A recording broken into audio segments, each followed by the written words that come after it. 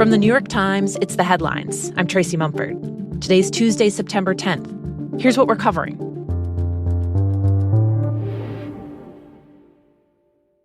Tonight in Philadelphia, Kamala Harris and Donald Trump will take the stage for what could be the most consequential 90 minutes of the presidential race. It's the only debate the two campaigns have agreed to so far, and it comes as the candidates are nearly tied in the polls. The debate will be moderated by David Muir and Lindsay Davis of ABC News. There will be no live audience, and the candidates' mics will be muted when it's not their turn to speak. My colleagues and I have been reporting on how Donald Trump and Kamala Harris have been preparing for tonight's debate, and their preparations could not have been more different. Times political reporter Jonathan Swan has been covering the 2024 campaign. Kamala Harris has been holed up in a hotel with her team, doing highly choreographed debate sessions. These have included replica television lighting, a stage, and even an advisor in sort of method acting mode, playing Donald Trump, wearing a boxy suit and the long red tie. On the Trump side, it's much looser. And basically it consists of them sitting around at his private clubs in Bedminster or Mar-a-Lago. His aides are at a long table, his aides and advisors. He sits in a chair facing them, and they bat questions back and forth. He's had some interesting people in there advising him. The Florida Congressman Matt Gaetz, firebrand member of Congress, who's been throwing sharp questions at him in these sessions to get under his skin, and the former Democratic Congresswoman Tulsi Gabbard from Hawaii, who has actually debated against Kamala Harris in 2019 when both of them were running for the Democratic nomination. She's channeling a little bit of her and offering suggestions in these sessions. The Trump team, strategically, their main objective is to tie Harris to the very unpopular president she serves under, Joe Biden, and to associate her in voters' minds with the most unpopular aspects of his presidency, specifically high prices at the grocery store, at the gas pump, chaos around the world, particularly the wars in the Middle East and Ukraine, and also the situation at the southern border. Harris, on the other hand, her team wants her to appear cool-headed, presidential, and they're hoping to goad Donald Trump into making some of the rash personal attacks that he's done against her publicly and that he's also done in some of his previous debates that have backfired. So the Harris team is hoping to see that version of Trump come out and alienate voters tonight. The debate starts tonight at 9 p.m. Eastern. You can watch it live on the New York Times app or at nytimes.com with real-time analysis from Jonathan and the rest of our politics team. With less than 2 months until Election Day, the Times has been tracking how Trump's been increasingly threatening to imprison people he says are working against him. He's vowing that if reelected, he'll use the power of the government to punish his perceived enemies. It's rhetoric he's used before, but recently he's expanded his targets and been making more explicit threats. In the last month at rallies, in interviews, and on social media, Trump has called for Barack Obama to be subject to military tribunals, threatened Mark Zuckerberg with a life sentence for donating money to expand voter access in the 2020 election, and said that election workers, along with lawyers and donors affiliated with the Harris campaign, could be prosecuted for potential claims of fraud this fall. When he was president, Trump repeatedly pressed the Justice Department to prosecute his political adversaries.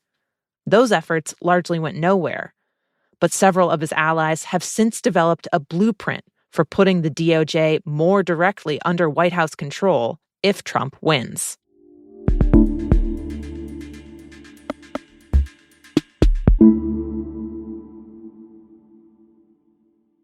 Early this morning, Israel carried out airstrikes on an area it had designated as a humanitarian zone in southern Gaza. The Israeli military said it was targeting a militant command center there and that it tried to mitigate the risk to civilians. At least 40 people were killed and dozens were injured, according to an official with the civil defense in Gaza. They say entire families disappeared in the strike, which left 3 massive craters. Video from the scene showed people searching through the rubble using the lights on their phones. The area, near the city of Han Yunis, had barely anyone living there before the war. Then Israel designated it safe for civilians, and tens of thousands of Palestinians fled there, seeking shelter.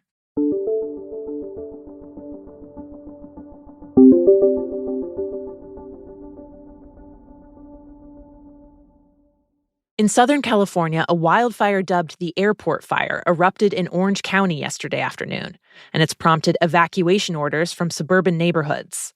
The fire began just east of Irvine, and it's one of several threatening the area right now, as the state goes through a prolonged heat wave that's pushed temperatures past 100 degrees this week. California's already had a difficult fire season. 2 wet winters in a row led to lots of heavy vegetation growing throughout the state. Then the scorching temperatures came through, drying out the brush and turning it into fuel.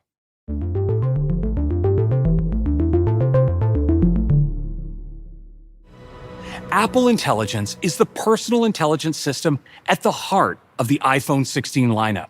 At Apple's Silicon Valley headquarters yesterday, the company unveiled the iPhone 16, its first model with artificial intelligence.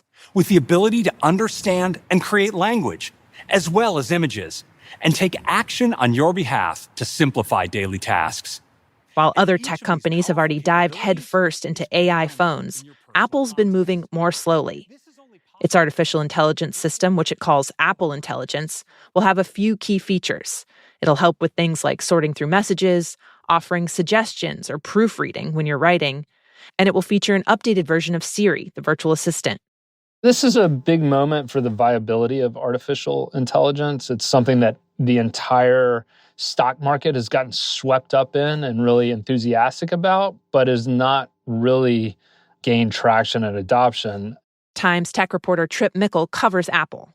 So many tech companies have introduced AI products, but not really been able to get customers to spend money to adopt and use those products for a variety of reasons.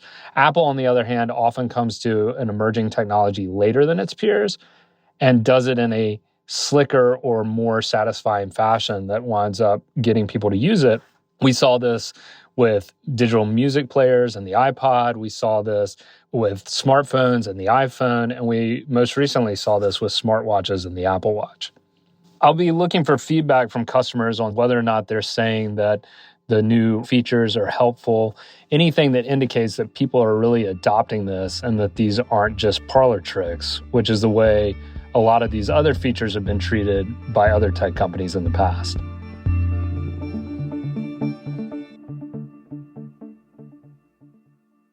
And finally, Obi-Wan never told you what happened to your father. James Earl Jones, the legendary actor with one of the most recognizable voices in Hollywood history, has died at age 93. I am your father. Jones's thundering, rumbling tones gave voice to characters from Darth Vader to the Lion King's Mufasa. Simba, let me tell you something that my father told me. But growing up in rural Michigan, James didn't speak for many years. He stuttered so badly, he basically stopped talking at age 8. Then, in high school, an English teacher coaxed him into writing poetry and reciting it out loud. And we were both shocked. But we also realized we had a way for me to regain the power of speech through reading poetry. So poetry liberated you? Yes. And poetry turned into theater, and by the 1950s, Jones had moved to New York to be an actor. Over the next half a century, he did everything. He was one of the first Black actors to appear regularly on TV soap operas. He did Shakespeare and August Wilson plays, and he voiced the Star Wars epics, which he originally went uncredited for at his request. He was incredibly prolific, at one point appearing in 18 plays over 2.5 years, and cramming half a dozen movies into a single year. He collected Tonys, Golden Globes, Emmys, and an Oscar nomination. He told The Times that essentially, once he started talking again, he didn't stop, saying, quote, "It became a very important thing for me, like making up for lost time, making up for the years that I didn't speak." Those are the headlines. Today on The Run-Up, Hear from 4 undecided voters about what they're hoping to see at tonight's debate. You can listen on the Times audio app or wherever you get your podcasts. I'm Tracy Mumford. We'll be back tomorrow.